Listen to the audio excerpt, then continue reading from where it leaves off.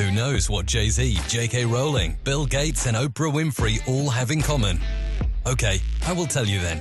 They have all overcome failure in one shape or form to go on to gain success in their respective careers. Welcome to My Perfect Failure. Join us as we delve into the world of our perfect failures. We will interview, explore, and discuss how our perfect failures can lead us to success. Join us and tune in. Welcome everybody to another episode of My Perfect Failure. Today, I'm super excited because I have another amazing guest for you. So, my guest today is a Grammy-winning recording artist, a newly crowned TEDx Talk Speaker who has just launched a brand new podcast, Back Sis. She's weathered the journey of a 15-year career, topping the Billboard Pop and R&B charts, collaborating with artists from Jay-Z to John Legend and touring the world.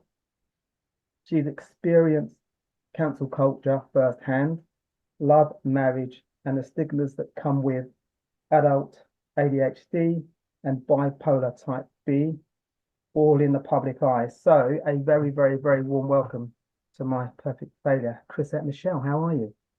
Hello, I'm wonderful. How are you? I'm wonderful. Really excited to have a conversation with you today. And actually, I wanted to say actually at the outset, congratulations, because you've been on pretty much of a mammoth journey. We're going to get into some of the crux of what you've had to endure for a long period of time. But I was thinking to myself as I was sort of researching you over the last few days and thinking what you've navigated over a long period of time. So I don't know whether you congratulate yourself, but I wanted to do that today. Thank you. That's very sweet. Okay. So I guess what I wanted to start, I actually wanted to start with music because I watched, I was aware of you anyway, so I'm aware of your artistry and your music. And I watched one of your interviews on the Terrell show. And what I loved about that, you just done this amazing medley of your different records and different bits and pieces, which is phenomenal. I will put a link to that on the show notes. But you've got this unique talent. So I was keen to kind of like capture where your singing gift sort of started. Sure. I grew up in a family of just people who are kind of singing, to be honest, all the time. It's very melodious home. My mother had a singing voice, my father as well. My father was offered a record deal with Motown Records when he was in his teens. My mother traveled the country with her father singing. He was an evangelist. So that just sound has always been in my life. When I first started going to church as a baby, my mother was the choir director. And so I just have always seen that expression come from their mouths. And so I remember going to sleep at night and my mom singing us songs to go to bed. And I remember one day realizing, oh my God, that sound is coming from her imagination. She's making those words up. How am I a part of the song? And she's, who wrote this? And I realized that my mom could write songs in her head. And that was kind of how I began to navigate this idea of creativity. But singing just kind of came naturally. Of course, it was something that was given to me as a gift. But utilizing this sound and creating melody happened from my mother singing to me songs she made up in her head. Okay, beautiful story. Your music is clearly, you've got a natural talent for it. Obviously, hard work's involved as well. But yeah, I was keen. I didn't know that, so it's lovely to hear that. So I guess we're going to get into cancel culture a little bit, but I don't know whether you want to go back to, I guess there was a moment where cancel culture appeared for you. You supported Obama at his inaugural when he became president, and then there was the incident with, I say incident, some situations with Trump. And that's where things, I guess, went a little bit sour in terms of how people reacted to that. And there's potentially some double standards going on there. But I was keen to kind of get your maybe you don't have to go into all that, because I guess a lot of it you've potentially covered over a number of years. So maybe you can touch on what you would like to say about that, if anything at all. But clearly, the cancel culture in terms of how you were impacted, and maybe how other people who do things that maybe warrant more attention don't really get the same attention, particularly from social media and so on. Sure. What I've learned is that my experience felt a certain way to me, but people, if I'm honest, took on my experience as if it was their own. Okay. And it was almost as if they were like fighting for me, if that makes sense. But the things that, for instance, recently someone mentioned, if this happened to a male, or if a male did what she did, she wouldn't have had to go through so much. I never thought that, right? I thought that I did something that upsets people, and that's okay. And I did it. I never thought, well, if a man did it, then what would happen? I just thought, since I did it, this is what happened. But there have been so many different ways to defend Chrisette from so many different perspectives. And so when I talk about just the ups and downs of being this recording artist in this industry that causes me to be heard around the world, I kind of talk about it from this is what actually happened, and this is the consequence of that, and this is how you grow from it. Not necessarily from a defensive way. And I think that's what people expect. I think people expect me to be bitter and disappointed. So I just don't really talk about it much. Yeah, no, I get it. Because it's just not, the narrative isn't my own. If that makes sense. So I did my first TED Talk, like you mentioned, and that TED Talk was kind of where I shared what I actually think. And so for the few people who decided to, watch that, they'll get an idea of what's actually in my mind. But I think it's been a back and forth between what people think I want to think or should think or do think versus what I actually think. So that's why it's been quite the journey, is because I may have done 3 interviews on it 7 years ago. Yeah. And those interviews are still being dissected. So the podcast is the first time where I'm really just sitting down on a regular basis, coming to my audiences on a regular basis, a weekly basis, and kind of just chatting with friends. Yeah. Because what I learned is that as a musician, people only know that you speak in melody. They don't know that you say actual sentences. So this is the season where I'll just say more. Yeah, I watched the episode with Kimberly Porter. I watched that earlier, the first episode. Oh, Real Talk Kim. Mm-hmm. Yeah, so that was a wonderful episode. So I watched the TEDx talk, which is wonderful, by the way. And you talk about love, how you can come back to love, and how we can be anchored by love. Do you think, with regards to, I guess, narrative, people, particularly when people in the public eye like yourself, people have a narrative that they think that they want to push around an individual, which can be completely wrong. And I think from an artist's perspective, or anybody in the public eye, it's almost that people don't know us the way that they think they know us, but they can push a narrative that we cannot control as individuals. Have you learned any lessons around trying to control that, or maybe just let them go with it and actually just leaning into who you are?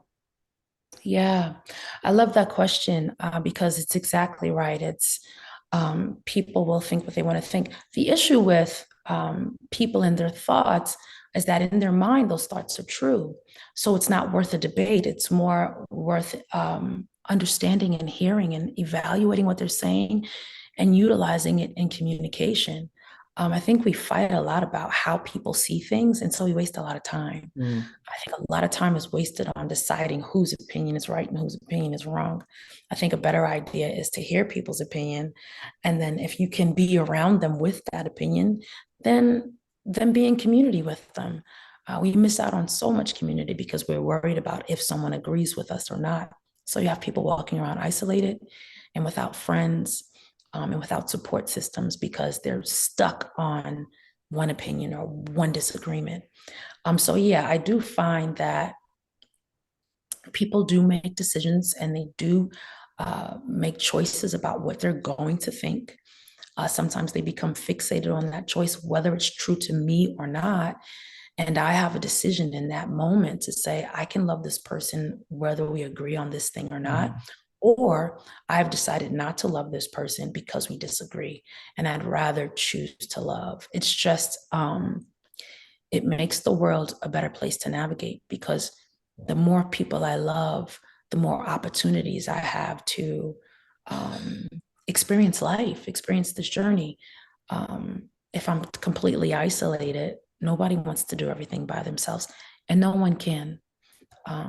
So I acknowledge that. But yeah, the narrative part is the most difficult part of having any notoriety or fame. Is people deciding what you are without your permission. Yeah.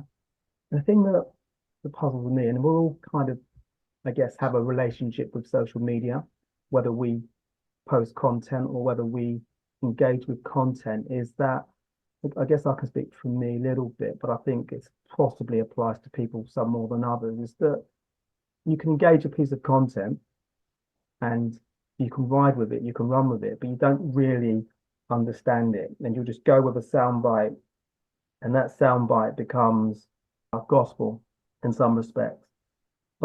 And you can run with that and you can believe it, and you can form an opinion about that. So I guess the reason I reference that is because I think in your situation and others who've been victims of, I guess, cancel culture and different negative elements of social media, this is almost a point for us all to take stock and actually think about how we engage with news, how we engage with information. Do we actually really understand what we think we're agreeing with? And is there a moment where we actually can really just have a healthier relationship with how we engage with social media? Because when we form an opinion, there's people's lives, I say at stake, we all can kind of try and take some control. But I just think from a personal perspective, I would rather have a healthier relationship with social media where I'm more mindful about how I'm absorbing it and actually how I'm forming an opinion about the content I'm engaging with. Yeah, I don't ask people to do that. I think that everyone's entitled to their opinion. I think that people have the ability to think for themselves, and I think we should give people that freedom. I can't be attached to what somebody thinks or feels.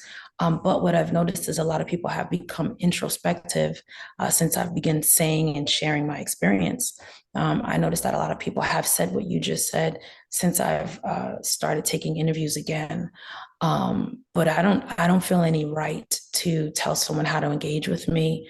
I don't feel any right to tell somebody how to perceive my choices and decisions. I can just share how it's affected me, but I don't have a right to tell you to stop doing that. It would be nice, but I don't, they say teach people how to treat you. But when you are in the public eye for a living, I have 2.4 million followers, for instance, on Facebook. I can't teach them all how to treat me. So that's not my intention, and it's also not my endeavor. And I don't think it's my responsibility. I think it's my responsibility to stay present and be honest about the experience I'm having. And if someone else feels like she shouldn't have had to have that experience because of something I said, then that means that you're doing a good job at introspection. But I can't force you to be introspective. Yeah. Okay. So come back, sis. Is that therapeutic for you to kind of have these conversations with people and, I guess, learn from other people's situations and how they've been able to navigate and overcome? Yeah. So, and it's a total play on narrative. It's well, if you thought that your opinion killed me, then let's start there. Since your opinion made me forget who I am and stop singing and, not do anything else with my life. And since I am healed from that now, how do I help somebody else get through the same thing? Okay. And so I've brought a lot of women and men who have been through their own personal cancellations, their own personal experiences with rejection. One lady, her name is Arlen. She was homeless, and she went from being homeless to being a multimillionaire and then becoming an angel investor into Black businesses. There was a point in her life where people had opinions about who she was, and they thought those opinions would kill her. They thought pointing their finger at her would make her stop. And so these are the stories in Come Back Sis about women who said, I'm going to keep going. I'm going to keep pushing. And even if I'm doing it from a place where no one can see me, where no one actually knows the true narrative, I'm still going to keep going. And so Come Back Sis is the hand that I want to be to anybody who's in a moment of, oh my God, what's next? Yeah. And there's a lot going on along with it. So we're in the middle of touring, which is kind of incessant, almost nonstop. I'm actually living out of my suitcase most of the time. None of this is mine. Because I'm constantly on the road. So it's a mix of like, how much capacity do you have to love through your offerings? The podcast is one way, performing and touring is another. Okay. And then we're in the studio recording an album now, which is another. So, okay. Yeah. So lots of exciting things going on with the tour and an album coming as well, which is amazing. So when I have guests on and we look at, everyone's got their own situation, and I'm always amazed and really encouraged about people's capacity to overcome difficult moments. And you're clearly case in point. And there's always positive things that come out of difficult moments. We don't always see that in the moment. It's very difficult to actually in the moment. And from your perspective, do you ever sort of compare yourself from the person when you started this journey to, I guess, the journey and to what you're doing now, who you are now? You've got the podcast, you're doing music, you're probably maybe having different, you've probably got a different perspective about the sorts of people that I'm keen to engage with, and maybe people that don't fit into maybe my life now. I love that question. And that's exactly right. And I love the name of your show, My Perfect Failure, because even though it's an oxymoron, there's a truth to people were so uncomfortable with me saying the word failed or canceled. I'd be like, no, it actually happened. It's a real thing. And it was the perfect thing for me. If that didn't happen to me, I wouldn't be who I am now. So one of the main things that I've walked away with, especially in the last 3 years or so, is that healing and improvement are not the same thing. And a lot of times people are talking about a healing journey as if it's the end all be all. And you get through this process of healing and you realize at the very end of this process, I haven't improved at all. I've just healed. So if someone's laying sick in bed, unhealed, they don't improve when they're healed. They're functional when they heal. Now I'm functional, right? And so now my functionality allows me to improve. So you know how people come out of the craziest thing in their life and they take the first step and you hear them say, this is just the beginning, and they're 64 years old. And it's like, how? Yeah.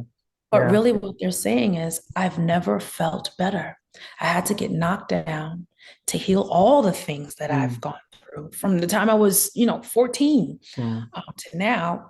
And now that I'm healed, I can function. So I'll tell you, for the very first time in my professional life as a public figure, this is the first time where I could look at myself on television and say, oh gosh, let me fix that.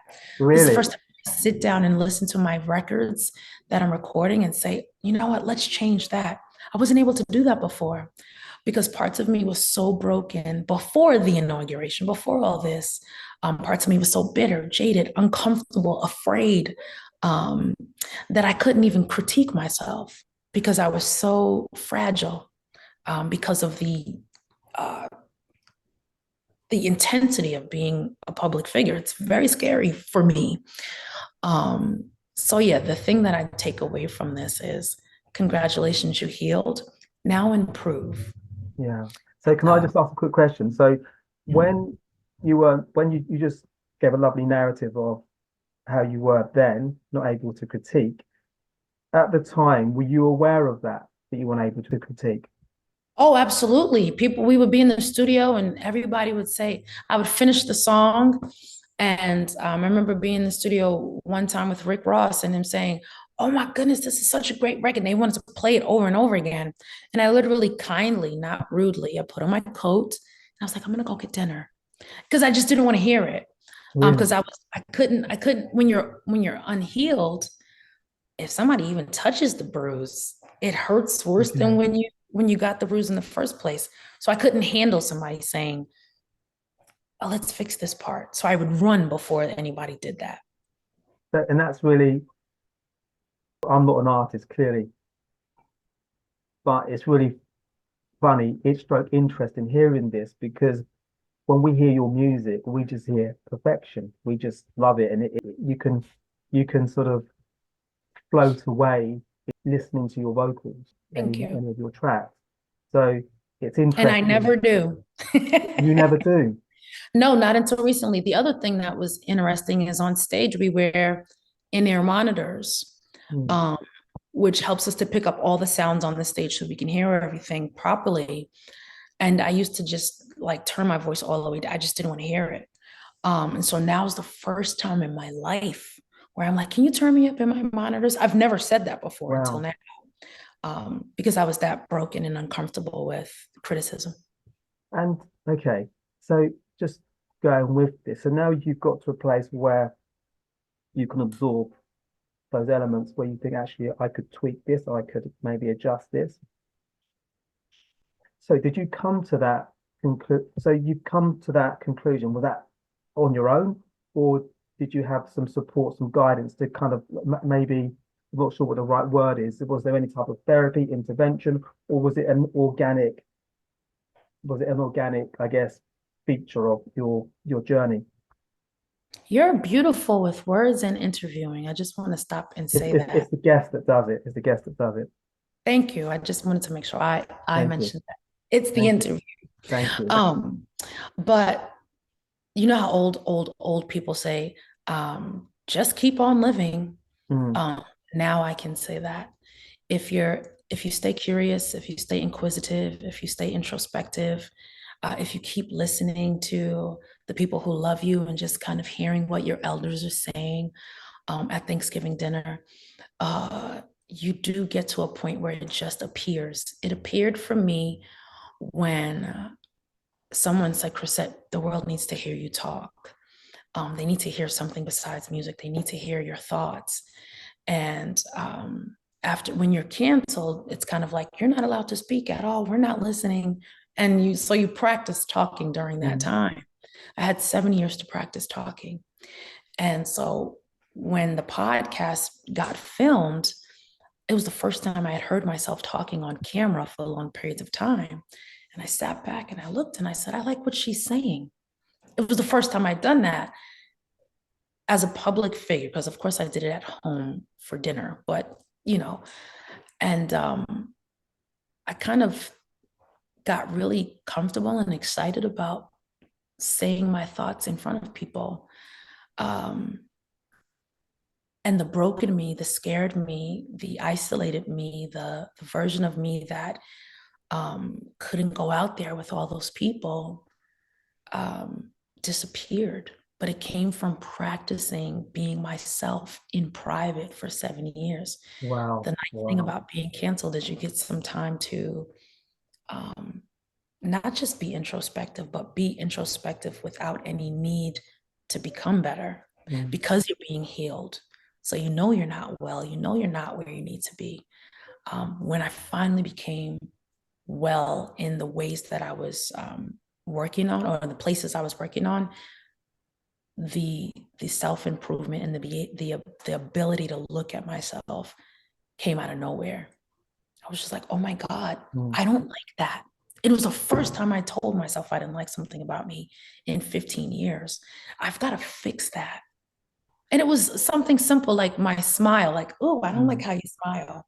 Can you do that different? It was just one little thing at a time.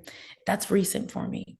I don't like how you stand on stage, like put your legs closer together, like little things.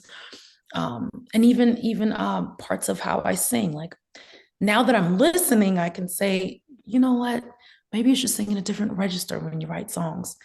Stuff that I hear other artists do all the time. It's the first time I'm doing that. So I can't wait for my next album. And you know what? I'm excited, like listening to you. I'm excited about this next chapter for you because there's clear insights and perspective that you have about yourself you clearly didn't have before because you couldn't have had it because you didn't have to go for a 7-year isolation where you had all this time to think, develop, and grow. And you talked about healing and improving. I don't know you clearly, but what you've just described, I sense the healing and the improving. Hence, that's why I'm excited for your next chapter. Thank you. So just in relation to that, Come Back Sis, I mentioned I watched it earlier. I love the authentic energy, the interactions. It really captures you. Sometimes when people have conversations, you take time to kind of absorb what your guest is saying and really come back with really authentic answers where you can see it seeping into the emotions of you and you really thinking about it. Yeah, so how can I say this? The podcast was me practicing doing that. I didn't know I did that. And I remember talking to my manager and saying, I'm so fascinated by what the person is saying. Are the pauses awkward? That was my question. They're not. They're beautiful. They're beautiful. And I prefer so I was thinking about this the other day. So I prefer conversations to interviews. So I like when you get to that place where it's a conversation. So I've watched the first one because that's, second one will come out next week, I guess, or whenever it comes out. But the first one to me is a conversation. It's like your guest, Kim, comfortable, and you give her the platform where she is able to kind of really just be herself. It's almost like somebody coming, a girlfriend coming around for dinner, and you're able to kind of just unwind. That's what it feels like. And to me, that's when you get the most out of it. That's when you get the most from a listener's perspective or a watcher. That's when you kind of get the most. I was kind of go back to a point a little bit, and I guess from my perspective, I've probably a selfish insight. I definitely feel from your journey that it's insightful for somebody who's not in the public eye to kind of have some insights and perspective what it's like when we dive into a narrative. I know we've covered it a little bit, but I almost feel that through you, then potentially you wouldn't have wanted this, certainly at the time and in your journey, and maybe now, that we've all got we're a little bit richer and a little bit more insightful about how we take on information when it's given to us. And I know it's not your job to educate and teach, you've said that, but I think there is a byproduct from your journey. And I think it is useful for us to take a moment and actually think about how we want to engage with social media and so forth, because it is powerful.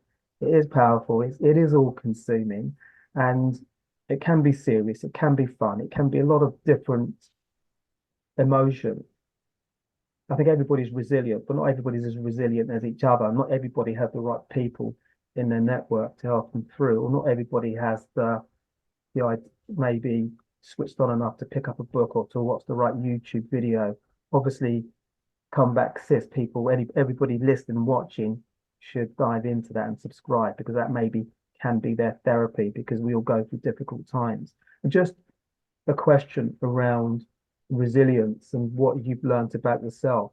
Have you learned that you're potentially more resilient than maybe you thought you were at the start? Absolutely. And I love how you phrased that question, because that's exactly it. I hear people say, you're so resilient, you went through this. And it's like, you couldn't have made it through that if you weren't resilient.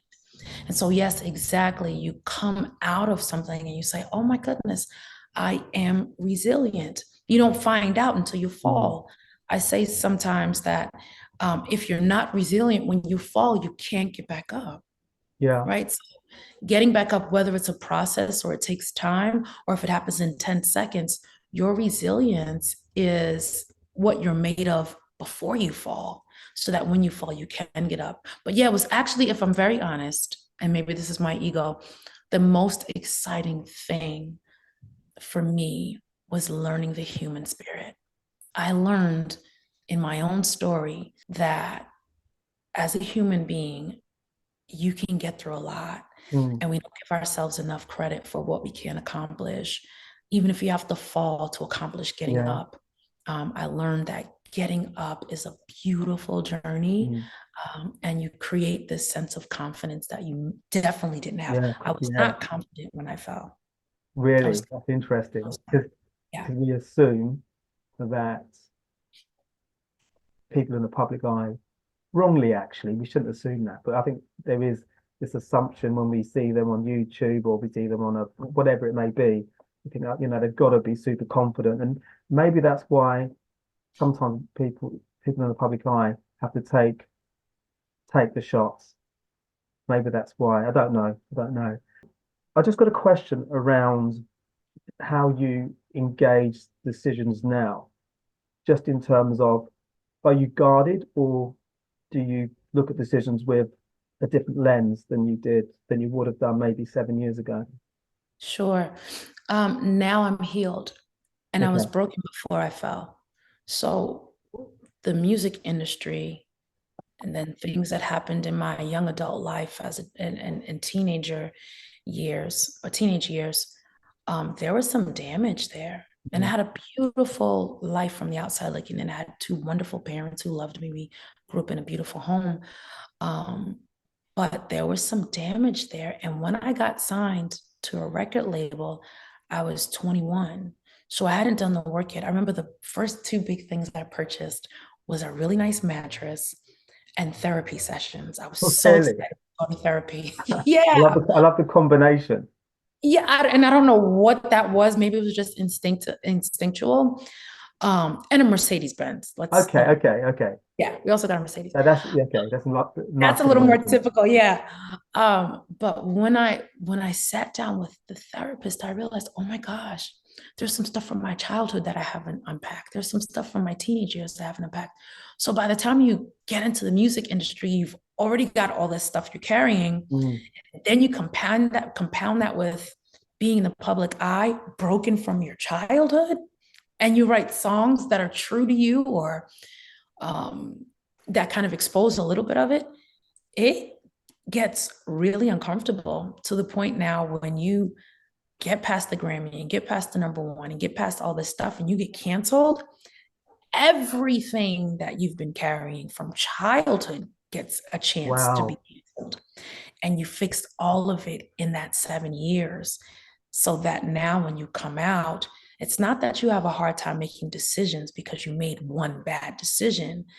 It's that you have an easy time making decisions because you healed so much from such a long experience that you've had over the last, let's say, 20 or 25 years. Yeah. So I'm not afraid anymore. I remember when I decided to make that fatal decision, I was in a state of complete panic.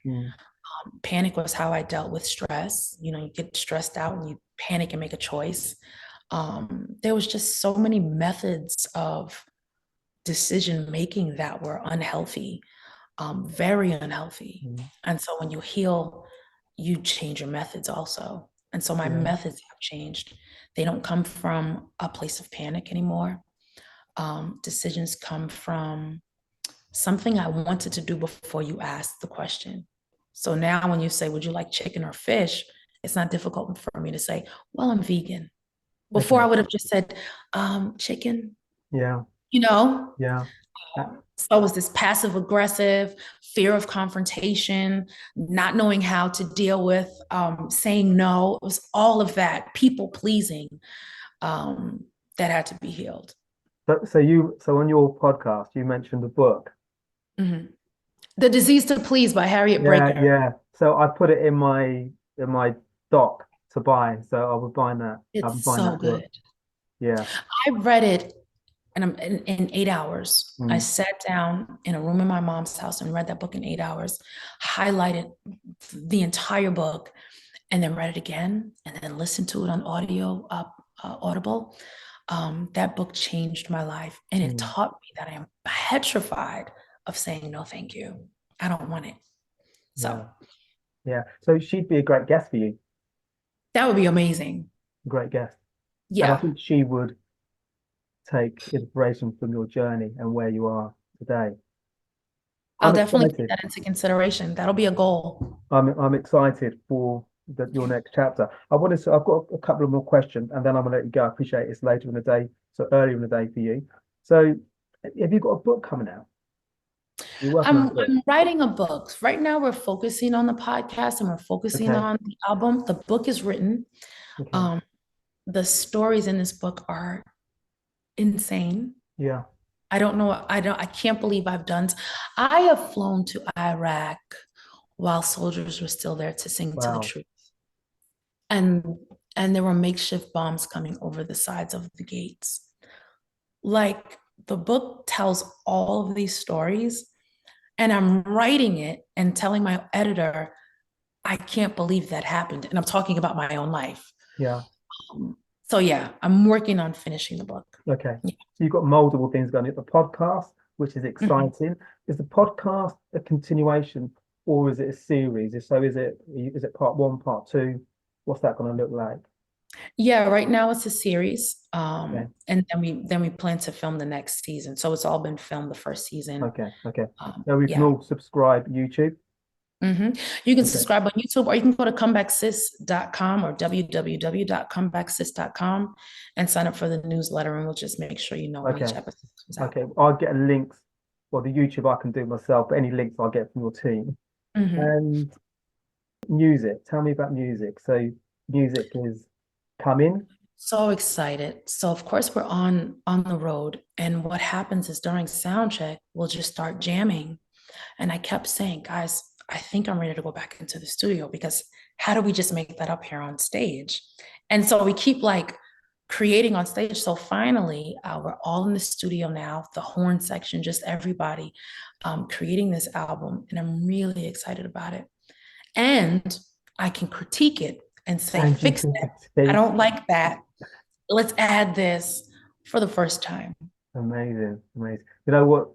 It's going to be exciting. Well, it's all exciting, but when you start working with Rick Ross, you do another record of him, you won't have to walk out and go for lunch. You'll be able to and say, you know what, I think I need to do this, I need to do that. And I didn't. And all of my friends, Latasy and Marsha Ambrosius, like, I'd see them do that. Like, we'd be at rehearsal and they'd tell the choir to sing a different note. And I'd be like, how is she brave enough to say that to a stranger? So I'm just getting that. That's confidence. I believe that's called confidence.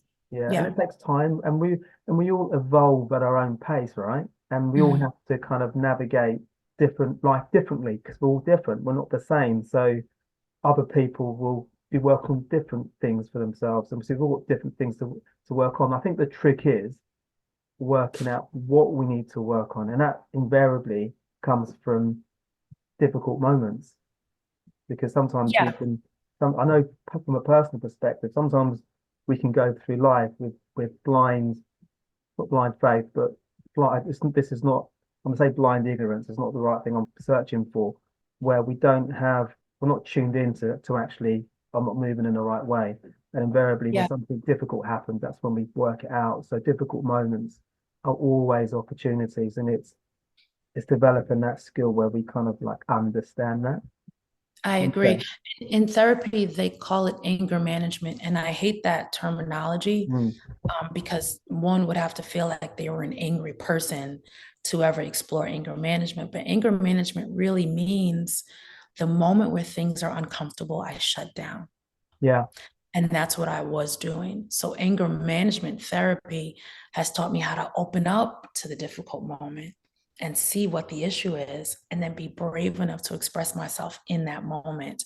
That's what I was lacking. So a cognitive behavioral therapy or anger management therapy Mm. has really opened me up to that. It almost feels that you, in this 7 years, you've kind of almost found yourself. Oh yeah.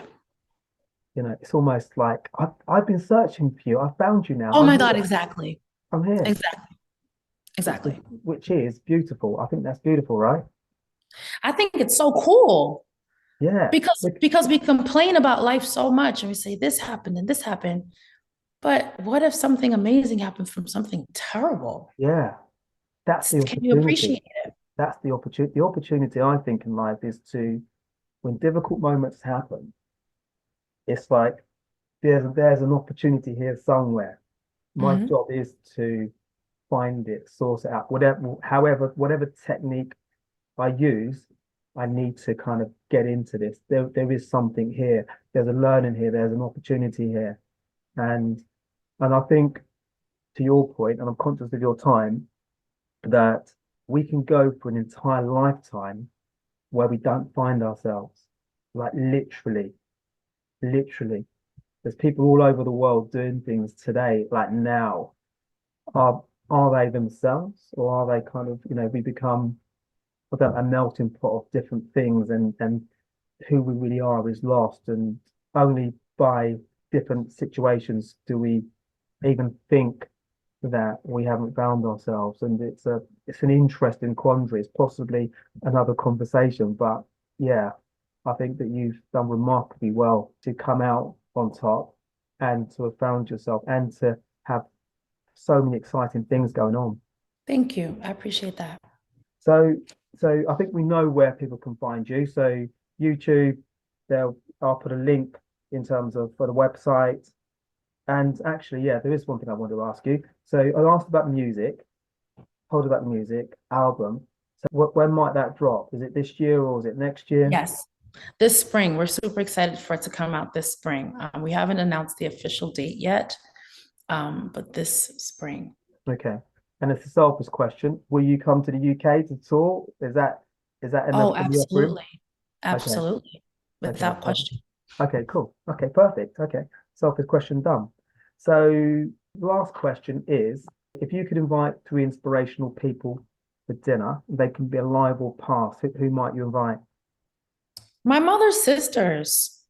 I need to have them all sit in a room and hash it out, because when I sit with one of them, they tell me about the other sister. When I sit with the next one, they tell me about the other sister. And what I'm finding is that we have unresolved issues in Really? life that we never deal with unless we're forced to. And so I would love to force my mother and her sisters. I hope she's going to hear this, but I would love to force them into a room where I can ask all the questions. And Crazy ask the questions. are they all with us? They're all with us. My mother was diagnosed with cancer 3 months ago. She I've got just my finished fingers the last crossed. bout of chemo. I've got my Yeah, fingers crossed. she's gonna be okay. Okay, Then good. her sister was diagnosed with cancer right after that, My fingers right when crossed she for and then her sister has sickle cell anemia, and she had a her. part of her body. So the three of them, I need to sit them in a room, ask them all the questions, because what I've noticed that has brought them together is their discomfort, Wow. sickness. So it's the So same thing, that perfect failure. It's like life that could hurts, but happen, it's gonna right? make me better. You can make that happen. Yeah, yeah. I'm hinting at it and I'm like winking. Yeah, You know what I mean? yeah. So my aunt is finished and she gets better, then I have to sit them down. Okay, I have to. okay, okay. So we're putting the right energy out there for that to happen. Oh, So if it does happen, if you could let me know, that would be amazing. That would be an honor. yeah. It'll be on the podcast. Fabulous, fabulous. Chrisette, you know what? Amazing. I'm so proud that you've come out the other end and you found you. So what more can we ask for? Amen. Amen. Amen. And everybody watching and listening, do subscribe to Back Sis. I'll put all the links on the show notes so you will be able to access that. So thank you very much. And thank you everybody for tuning into this episode of My Perfect Failure. We're always looking to grow the show. So if you know anybody that is in a difficult moment, please share this episode with them. And your feedback is most welcome. So anything you like or anything you don't like, we're keen to find out about that equally. So you can find me at paul@myperfectfailure.com, or you can find me via the website. So take care for now. Bye. Thanks for listening to My Perfect Failure podcast. Be sure to visit www.myperfectfailure.com to join the conversation. Subscribe to our podcast on iTunes or Google Play. Look out for our next episode.